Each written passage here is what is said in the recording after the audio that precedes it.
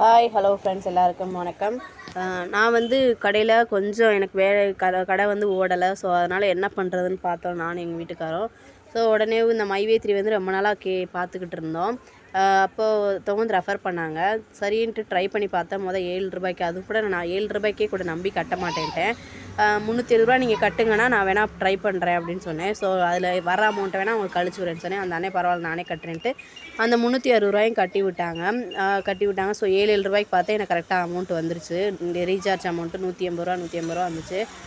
சரி நம்ம போட்டால் என்ன அப்படின்ட்டு எங்கள் வீட்டுக்காரர் சொன்னேன். எங்கள் வீட்டுக்காரர் நம்பிக்கை இல்லை, இருந்தாலும் ரொம்ப கம்பல் பண்ணி தான் அவர்கிட்ட லோன் வாங்கி தான் போட்டேன். இதெல்லாம் நான் போட்டு வந்து 1 மாதம் கூட ஆகலை. அவங்க சொன்னாங்க, இது உழைக்காமல் வர காசு நிலைக்காது அப்படின்னு சொன்னாங்க.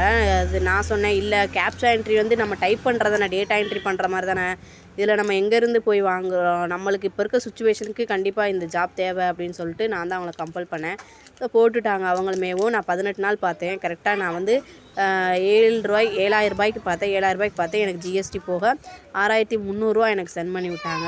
ஸோ எனக்கு வந்து ஒரு நம்பிக்கை இருக்குது, எப்படினாலும் கம்பெனி ஆரம்பித்து 3 வருஷம் ஏமாற்றிட மாட்டாங்க அப்படின்ற நம்பிக்கை இருக்குது. ஸோ அதனால தான் நான் தைரியமாக இதில் வந்து இறங்கினேன். எனக்கு தேவை வந்து ஒரு சில கடன்கள், கடையை கொஞ்சம் டெவலப் பண்ணணும், அந்த மாதிரி இதுக்காக தான் இதை மெயினாக போட்டது. பரவாயில்ல, ஓரளவுக்கு நம்பிக்கை வந்துருச்சு. ஸோ நான் வந்து ஏர்ன் பண்ண வரைக்கும் நான் இதில் காமிச்சிருக்கேன் உங்களுக்கு.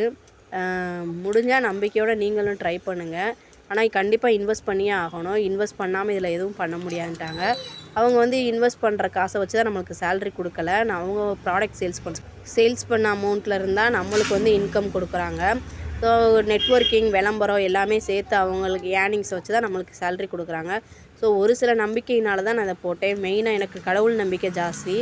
அவங்க ஒவ்வொரு பிரான்ச் ஆரம்பிக்கும் போது வாராகி அம்மனை கும்பிட்ட ஆரம்பிப்பாங்க. ஸோ அந்த நம்பிக்கை எனக்கு நிறையாவே இருக்குது. கண்டிப்பாக இதில் வந்து ஏமாந்துட மாட்டோம் அப்படின்ற நம்பிக்கை.